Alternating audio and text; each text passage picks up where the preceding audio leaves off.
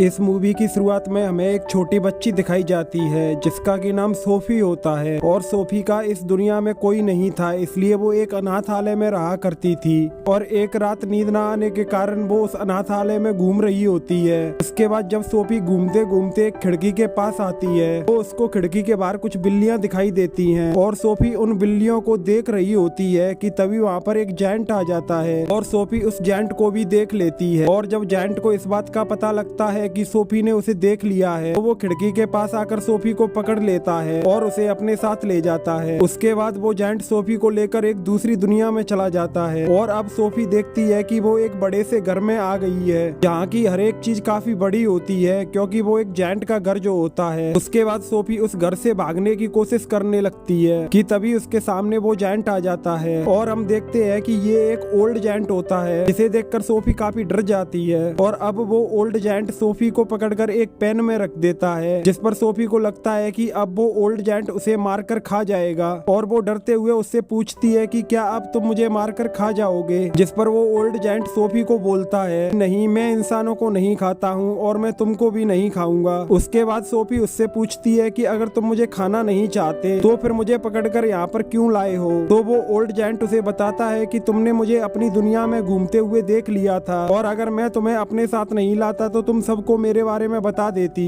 और सारे इंसान मिलकर मुझे मार देते, इसलिए मुझे तुमको यहाँ लाना पड़ा और अब तुम सारी जिंदगी यहीं पर मेरे साथ रहोगी। जिस पर सोफी बोलती है कि नहीं, मैं यहाँ पर नहीं रहूंगी और यहाँ से बचकर भाग जाऊंगी। लेकिन वो ओल्ड जायंट सोफी को ऐसा करने से मना करता है और बोलता है कि ये एक जायंट्स की दुनिया है और यहाँ पर मेरे अलावा और भी कई सारे जायंट्स रहते हैं जो कि इंसानों को खाते हैं और अगर तुम इस घर से बाहर गई तो वो जायंट्स तुम्हें मारकर खा जाएंगे। और अब वो जायंट सोफी को उठाकर अपने घर में रखी हुई एक बोट में रख देता है जहाँ से सोफी देखती है कि वो ओल्ड जायंट अपने बैग में से एक चमकती हुई बोतल निकालता है जिसे देखकर सोफी उससे पूछती है कि उस बोतल में क्या है, जिस पर वो जायंट उसे बताता है कि उस बोतल में लोगों के सपने हैं। और अब सोफी को उस जायंट से बिल्कुल भी डर नहीं लग रहा होता है और वो उससे उसका नाम पूछती है, जिस पर वो ओल्ड जायंट उसे अपना नाम रोगन बताता है। इसके बाद सोफी को नींद आने लगती है और वो वहीं पर सो जाती है और सोफी के सो जाने के बाद रोगन एक बोतल उठाकर उसमें से एक सपना बाहर निकालता है। इतनी ही देर में सोफी की आंख खुल जाती है और वो देखती है कि रोगन वहाँ पर सो रहा होता है और वो इस मौके का फायदा उठाकर उस घर से बाहर निकल जाती है और वहाँ से भाग जाती है। लेकिन तभी उसके सामने एक दूसरा जायंट आ जाता है और वो सोफी को पकड़ लेता है और उसे निगल जाता है। तभी सोफी की नींद खुल जाती है। इसका मतलब ये था कि सोफी एक बुरा सपना देख रही थी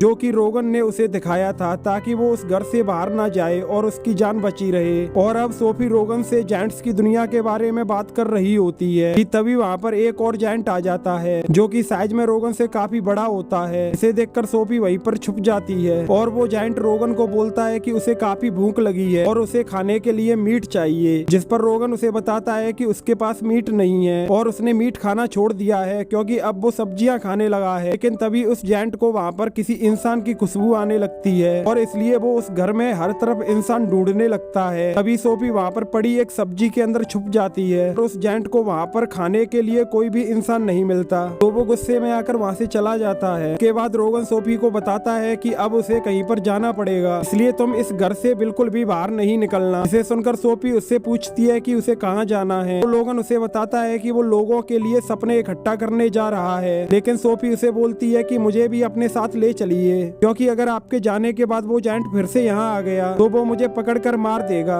जिस पर रोगन उसकी बात मान लेता है। और जब वो बाहर आते हैं तो देखते हैं कि उनके सामने काफी सारे जायंट्स गहरी नींद में सो रहे होते हैं और रोगन उन सभी जायंट्स के बीच में से निकल कर जाने लगता है। लेकिन तभी वो जायंट्स जाग जाते हैं और वो रोगन को पकड़ लेते हैं। उसके बाद वो जायंट्स रोगन को पकड़कर काफी परेशान करने लगते हैं। लेकिन तभी वहाँ पर बारिश होने लग जाती है और उन सभी जायंट्स को पानी से काफी डर लगता है, इसलिए वो रोगन को वहीं पर छोड़कर आसपास बनी गुफाओं में जाकर छुप जाते हैं। और अब रोगन वहाँ से चला जाता है और अब वो सोफी को लेकर एक दूसरी दुनिया में आ जाता है जहाँ पर कि एक काफी बड़ा पेड़ लगा हुआ होता है और उस पेड़ के चारों तरफ कई सारे सपने चक्कर लगा रहे होते हैं, जिनको देखकर वो दोनों कई सारे सपनों को पकड़ लेते हैं और उनको लेकर वापस इंसानों की दुनिया में आ जाते हैं। और अब रोगन रात को सो रहे लोगों में काफी अच्छे अच्छे सपने बांटने लगता है क्योंकि लोगों तक उनके सपने पहुंचाना ही उसका काम था और इसीलिए वो इंसानों की दुनिया में आया करता था। और अब वो दोनों वापस जायंट्स की दुनिया में जाने लगते हैं और रास्ते में सोफी रोगन को बताती है कि उसका ब्लैंकेट कहीं पर खो गया है और बिना अपने ब्लैंकेट के उसे नींद नहीं आती है। इसे सुनकर रोगन समझ जाता है कि सोफी का ब्लैंकेट जेंट्स की दुनिया में ही रह गया था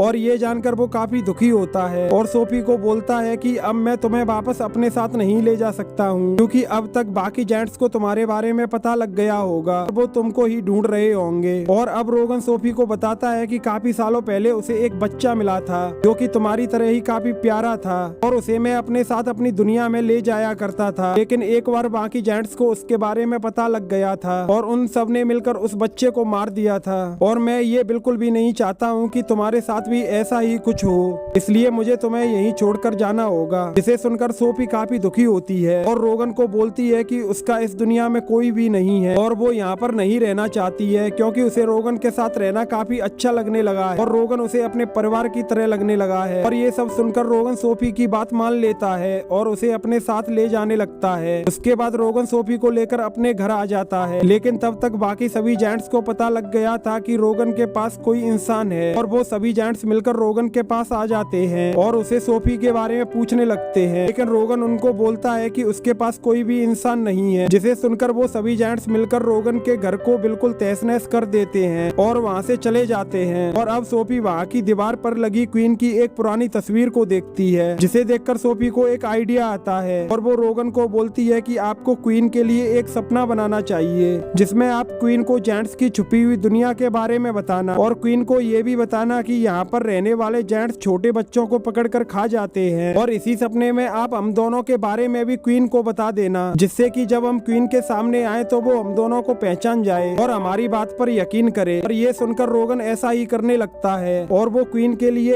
एक सपना बनाता है। उसके बाद रोगन और सोफी मिलकर इंसानों की दुनिया में वापस आ जाते हैं और रोगन क्वीन को अपना बनाया हुआ सपना दिखा देता है, जिसे देखकर क्वीन अपनी नींद से जाग जाती है। वो अपनी केयर टेकर को वहाँ पर लगे हुए पर्दे को हटाने के लिए बोलती है और जब केयर टेकर वहाँ के पर्दे को हटाती है तो उनको खिड़की पर खड़ी हुई सोफी दिखाई देती है। इसे देखकर क्वीन समझ जाती है कि उसने जो सपना देखा था वो सच था और अब रोगन भी क्वीन के सामने आ जाता है। उसके बाद क्वीन उन दोनों को अपने महल के अंदर बुलाती है और अब रोगन क्वीन को बताता है कि उनकी दुनिया में 9 बड़े बड़े जायंट्स रहते हैं जो कि रात को इंसानों की दुनिया में आकर छोटे बच्चों को पकड़ कर ले जाते हैं और उनको मारकर खा जाते हैं। जिसे सुनकर क्वीन उनकी बात मान लेती है और उनकी हेल्प करने के लिए तैयार हो जाती है और अपनी आर्मी को रोगन की हेल्प करने के लिए बोलती है। और अब क्वीन की आर्मी अपने हेलीकॉप्टर्स में बैठकर जेंट्स की दुनिया तक जाने के लिए रोगन का पीछा करने लगती है, लेकिन जेंट्स की दुनिया में आने से पहले क्वीन की आर्मी और रोगन ने मिलकर एक प्लान बनाया होता है कि क्वीन की आर्मी के जेंट्स पर हमला करने से पहले रोगन उन जेंट्स के लिए एक बुरा सपना बनाएगा और जब वो जेंट्स उस बुरे सपने को देखकर काफी डर जाएंगे तब क्वीन की आर्मी उनके ऊपर हमला कर देगी। और अब अपने प्लान के अकॉर्डिंग रोगन उन जेंट्स के लिए काफी डरावने सपने बनाता है, लेकिन जब वो उन सपनों को जेंट्स तक लेकर जाता है तो उसे याद आता है कि वो अपने सपने डालने वाले हथियार को तो क्वीन के महल में ही छोड़कर आ गया है।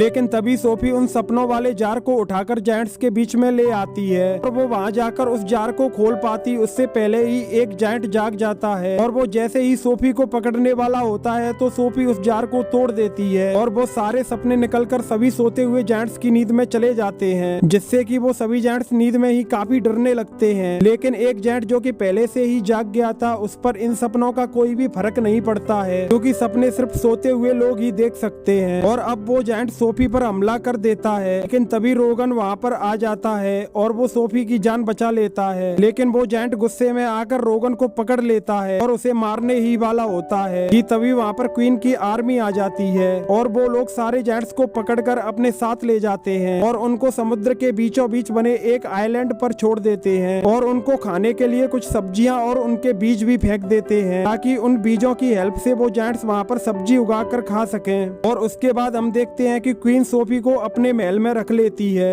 और रोगन भी अपनी दुनिया में खुशी खुशी रहने लगता है। और इसी के साथ ये मूवी यहीं पर खत्म हो जाती है।